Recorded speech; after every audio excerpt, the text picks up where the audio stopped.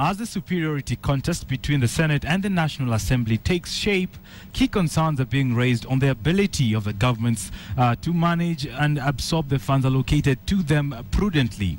Adelaide Changole wraps up our budget agenda coverage with a spotlight on the country's county governments.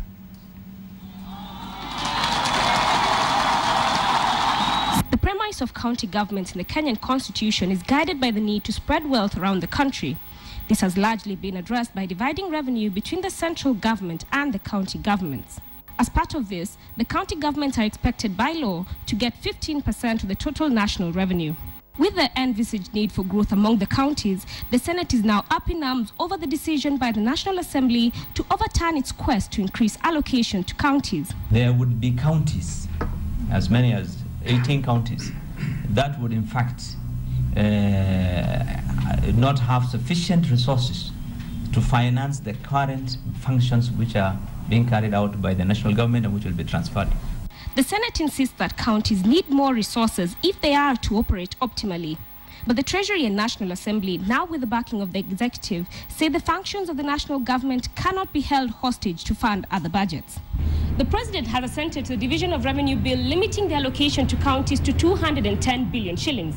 But can counties manage their affairs for the coming year with that allocation? One school of thought argues that the counties do not have the capacity to absorb the funds allocated to them, and giving them a big allocation would lead to wastage of taxpayer funds. The county governments might be the weakest point in terms of managing public finances. For example, most of them don't have capacity to actually even absorb the budgets that they are getting, other than obviously buying nice residences and the cars. Another school of thought argues that the counties need adequate funding to run devolved functions. Moreover, most of the counties have inherited debts from the municipal and city councils, which piles even more pressure on their resources. Treasury should not make a mistake of underfunding the county governments, because the result would be a crisis. Meanwhile, several counties have already begun the process of getting external funding to finance their development. Homa Bay County signed a 560 billion shilling deal with Good Earth Power to develop an agri-city project in the county.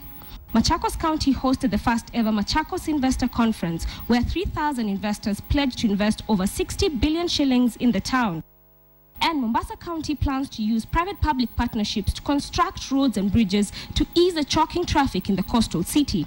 However, the rising debt that the counties will undoubtedly bring with them is worrying. Kenya spends 18 billion shillings monthly to meet debt obligations. Hence, counties must keep their borrowing within the fiscal limits set by the National Treasury.